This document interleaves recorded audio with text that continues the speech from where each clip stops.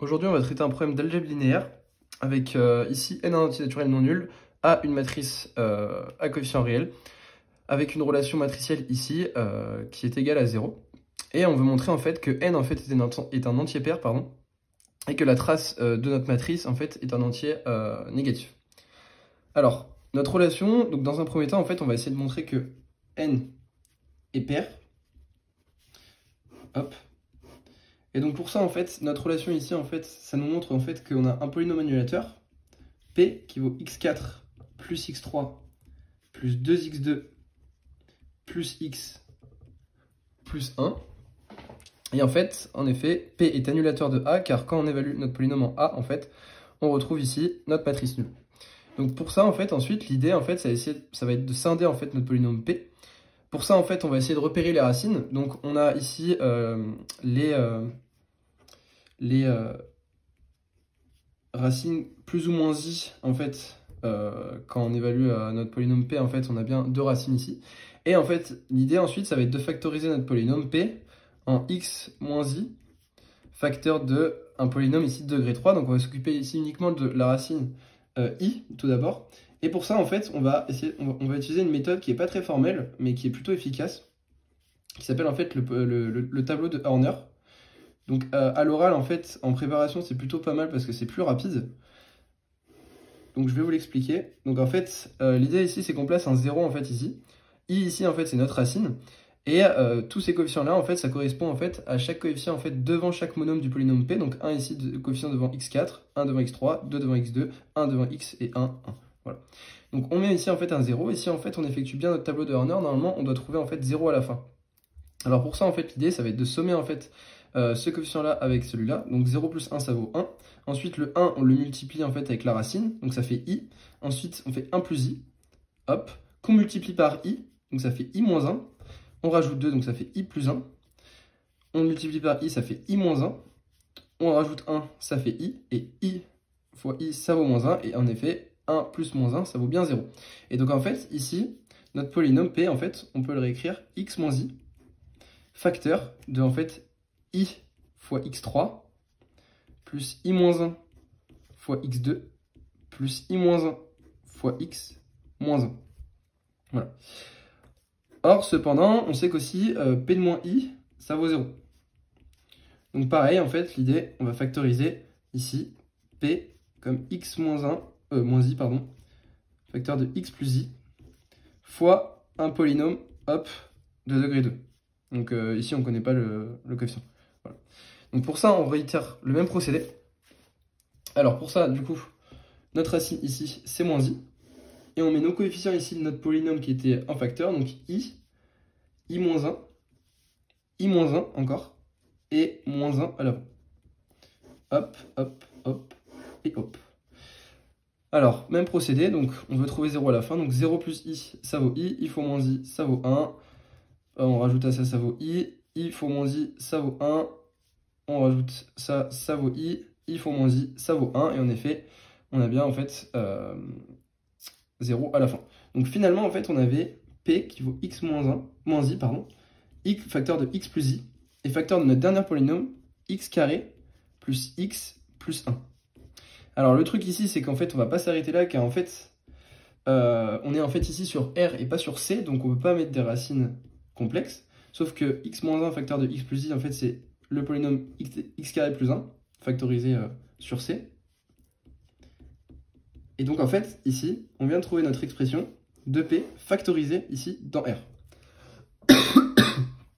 Alors ensuite, on voit que notre polynôme ici, dans R de x, en fait, il n'a pas de racine, en fait.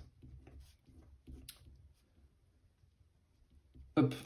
Et comme, en fait, le spectre, en fait, de notre matrice A, en fait, est inclus, donc je vais l'écrire, notre spectre de la matrice A, en fait, est inclus dans les racines de P, ça montre, en fait, que le spectre de A, ici, en fait, il est forcément complexe. Donc, pour ça, en fait, donc, on va revenir en fait au cas en fait, où on va essayer de montrer que n est pair. Donc, par l'absurde, en fait, on va supposer que n est impair. Donc, c'est-à-dire qu'à partir de n plus 1. Et en fait, on connaît en fait une expression de notre polynôme annulateur, en partie, qui vaut x puissance n moins, pardon, excusez-moi, moins la trace de a fois x puissance n moins 1, plus 3 petits points, plus moins 1 puissance n fois le déterminant de a. Donc en fait, on connaît ici 3 coefficients. En effet, en fait, le polynôme annulateur, pardon, ici, en fait, s'écrit comme le déterminant de x in moins a. Donc selon en fait la convention qu'on prend, en fait, si on alterne en fait ces deux termes, on aura juste un moins 1 puissance n. Donc ici, ça va pas trop changer, mais en fait, par convention, on écrit en fait le polynôme annulateur comme le déterminant de x fois l'identité moins la matrice en elle-même, pour en fait, ce qui permet en fait que ce polynôme soit unitaire. Et donc en fait, ici en fait, on voit qu'en fait, donc qui de a en fait, ça appartient bien en fait aux fonctions continues sur R, car c'est un polynôme, en fait. Voilà. Ensuite, l'idée c'est que x puissance n, quand x tend vers plus l'infini, en fait, plus ou moins l'infini, ça va tendre vers plus ou moins l'infini. Alors en effet, en fait, un polynôme en plus ou moins l'infini, en fait, est égal à son coefficient de plus haut degré. Et donc ça, en fait, c'est le cas si en fait n est bien impair. C'est là où notre hypothèse de impair en fait fait jouer. Et donc en fait, finalement, par le théorème de la bijection monotone, en fait, il existe un lambda réel tel que qui de a évalué en lambda vaut 0. Mais comme en fait, on avait dit que le spectre de a était inclus dans les racines de p, qui vaut donc, plus ou moins i et plus ou moins, enfin non, plus j bar, le conjugué. On va revenir ici sur ces deux-là. En fait, ici on a un spectre, enfin on a des racines en fait complètement complexes. Et donc en fait on arrive à une contradiction parce qu'on a montré en fait si n était impair qu'en fait il existait une racine en fait réelle. Donc finalement on arrive à une contradiction. Et donc ce qui montre en fait que n est bien un entier pair. Voilà. Donc ensuite on va s'occuper au fait de montrer que la trace de A est bien en fait un entier négatif. Alors pour ça, en fait, comme on l'a dit, le spectre de A, donc dans C cette fois-ci, il est inclus dans plus ou moins I, J et J bar, avec J qui sont en fait les racines cubiques de l'unité, donc qui vaut exponentielle de 2i sur 3, et J bar qui est son complexe conjugué exponentielle de moins 2i sur 3. Et donc en effet, le polynôme x carré plus x plus 1, quand on le factorise, quand on veut le factoriser, ça fait x moins j, facteur de x moins j bar, qui vaut 0. Donc j et j bar sont bien les racines de ce polynôme-là. Ensuite, comme en fait notre matrice A, en fait, elle est à coefficient réel, on le rappelle, ça veut dire qu'en fait, toutes ces racines, donc i moins i, j et j bar, sont en fait complexes conjugués ici entre elles, respectivement, et en plus elles ont le même ordre de multiplicité. Donc on note en fait sigma i par exemple la multiplicité de i, et en fait comme ici notre polynôme annulateur en fait est scindé sur c de x en fait, on aura en fait par la propriété de la trace qui vaut la somme des valeurs propres multipliées par leur multiplicité. Donc c'est à dire que ça vaut sigma i fois i plus sigma moins i fois moins i plus sigma j plus sigma j bar.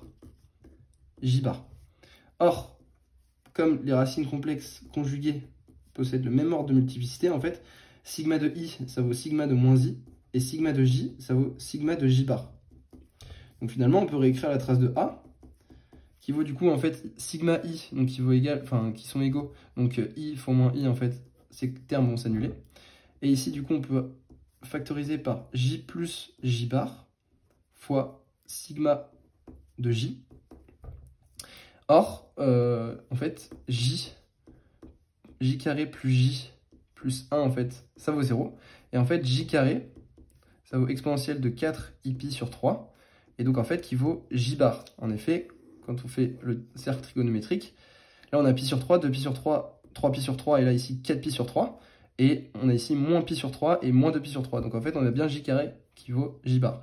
Et donc, finalement, on a j bar plus j plus 1 qui vaut 0. Et donc j bar plus j, en fait, ça vaut moins 1. Donc ça vaut moins 1. Voilà.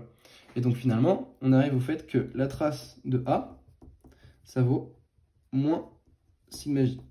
Or, une multiplicité, c'était bien un entier positif. Donc finalement, ça vaut moins l'ensemble des entiers naturels. Et donc finalement, en fait, la trace, eh bien, est un entier négatif.